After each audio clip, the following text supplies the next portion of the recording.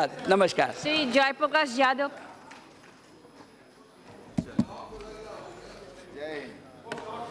सभापति महोदय, जो केंद्रीय माल और सेवा कर विधेयक 2017 प्रस्तुत किया गया है और साथ में 3 और भी विधेयक लाए गए हैं, स्वाभाविक तौर से इस पर लगातार बहस चल रही है।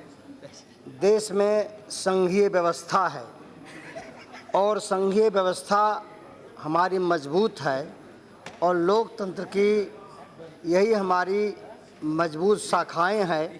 केंद्र और राज्य एक दूसरे के हम सहयोग करते हैं और गरीब राज्यों को, आर्थिक रूप से पिछड़े राज्यों को हम मदद भी करते हैं, उसके लिए विशेष सुविधा भी देते हैं। एक देश एक टैक्स के विषय में कहा गया, नारा तो अच्छा लगता है, नारा सुनहरा लगता है, एक टैक्स और एक देश। लेकिन यदि हम इसकी चर्चा करें कि जो टैक्स हो रहा है 1 रुपये पर कितना टैक्स जो है लग रहा है गरीबों पर या आम लोगों पर, तो मेरे समझ से 1 रुपया पर 60 पैसा टैक्स लग रहा है। यह जो टैक्स के रूप में कहा गया है कि हम जोड़ करके एक करेंगे, उसके आधार पर जो 5, 12, 18 और 28 के आधार पर ये किया गया है। और आज के तारीख में कहा गया कि एक अर्थव्यवस्था हमारी है, सकल घरेलू उत्पाद हमारा बढ़ेगा, सुधार का साझा बाजार हमारा विकसित होगा। लेकिन और कानून राज्य और केंद्र बनाता है, लेकिन ठीक है बनाया गया, लेकिन कानून राज्य और केंद्र बनाते रहा है। यही लोकतंत्र और संसदीय लोकतंत्र की गरिमा और मर्यादा, और यही हम लोग समझते हैं संविधान की मर्यादा है। लेकिन जीएसटी परिषद बनाया गया और जीएसटी परिषद अलग से बनाया गया। केंद्र और राज्य का इसमें कहीं हिस्सेदारी नहीं, अलग से उनके अध्यक्ष होंगे, अलग से उनके काम करने के तरीके होंगे। ठीक ही कहा गया कि राज्य बदलेगा, कभी केंद्र बदलेगा। आज आप सत्ता में है या नहीं कि जो है आप सत्ता में है तो कल सत्ता में रहिएगा। आज आपका अच्छा दिन है, कल इससे भी आपका जो अच्छा दिन से बुरा दिन आ सकता है, और इसको स्वीकार करना चाहिए और इसके दिवाली में रहना भी नहीं चाहिए। आज मेक इन इंडिया बना रहे हैं, आज आप न्यू इंडिया बना रहे हैं, आज अब स्मार्ट इंडिया बना रहे हैं, लेकिन खेती को और किसान जो कम आय वाले हैं, छोटे किसान है, सीमांत किसान है, उसकी परेशानी जीएसटी से बढ़ेगा। और इसको जो है नज़रअंदाज नहीं किया जा सकता। जो विद्वान लोग हैं इसको समझेंगे और इसीलिए इससे जो है बढ़ेगा। जो बुनकर हैं, कपड़ा वाले हैं, छोटे उद्योग हैं, जो कारीगर हैं, जो उन लोगों को जो है तकलीफ होगा। जो डेयरी वाले हैं, मुर्गी पालन वाले हैं, छोटे उद्योग वाले हैं, उनको जो है परेशानी होगी।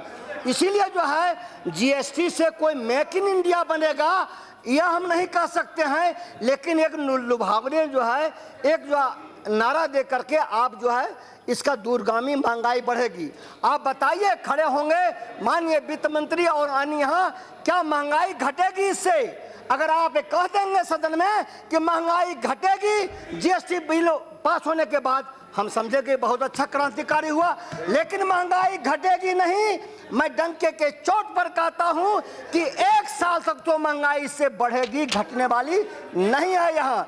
इसलिए जो है हम लोग देख रहे हैं ना, नोटबंदी इसीलिए हुआ था कि महंगाई घट जाएगा, करप्शन मिट जाएगा, आतंकवाद मिट जाएगा। हम लोग इन चीज़ों को जानते हैं। इसलिए बुनियादी सुविधाएं, मांग और पूर्ति में अंतर होगा, इसलिए जो है और सामानों को ले जाने और ले आने में जो है परेशानी होगी, वितरण की व्यवस्था में जो है दिक्कतें आएगी।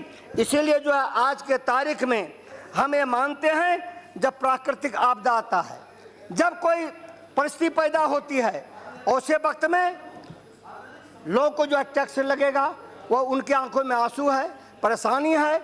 और जो है कोई सीमांत किसान है, अगर उनको आधा एकड़ का जोतदार है और वो बाहर में रहते हैं तो उनको यहाँ टैक्स देना पड़ेगा। वह तो जो है किसी से बड़े जिम्मेदार से या कोई जो है भूमिपतियों से जो है जमीन लेकर के काम करते हैं।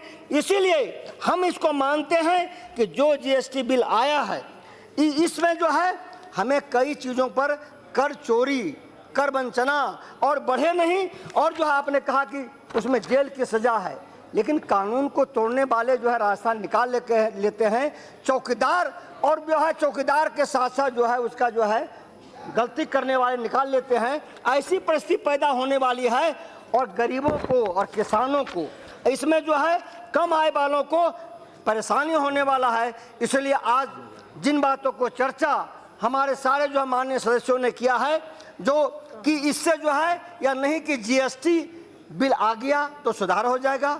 आज तेल का दाम क्यों बढ़ रहा है, डीजल का दाम क्यों बढ़ रहा है, पेट्रोल का दाम क्यों बढ़ रहा है?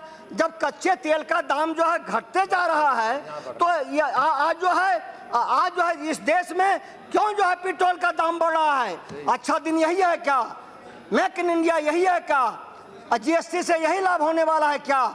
आज हमें सोचना पड़ेगा यह जो है, और हमारा ढांचा जो राज्य और केंद्र का है, यही ढांचा हमारा बुनियाद है, यही हमारा इमारत है। इसलिए आपने माननीय सभापति महोदय ने आपने बोलने का अवसर दिया, और पता नहीं शराब में तो 50 गुना टैक्स लगा दीजिए। ओके जयप्रकाश जी, एक मिनट, बस एक मिनट। शराब में 50 गुना टैक्स लगाइए, कहाँ लगा रहे हैं? पूरा लगाइए टैक्स, भर दीजिए टैक्स से कि शराब कोई जो है देश में ना पिए। बिहार जो है डंके के चोट पर कहता है कि शराब बंदी करके सेहत और सूरत को जो है बेहतर करा किया।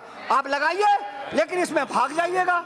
इसलिए जो है सभापति महोदय, मुझे आपने बोलने का मौका दिया, बहुत बहुत धन्यवाद करते हैं। बिल तो आ ही गया, पास हो ही जाएगा, और हम लोग जो अपनी राय कुछ का करके इस बिल का जो है अंत में जो है हम लोग भी कहेंगे ठीक है बिल आ गया तो आ ही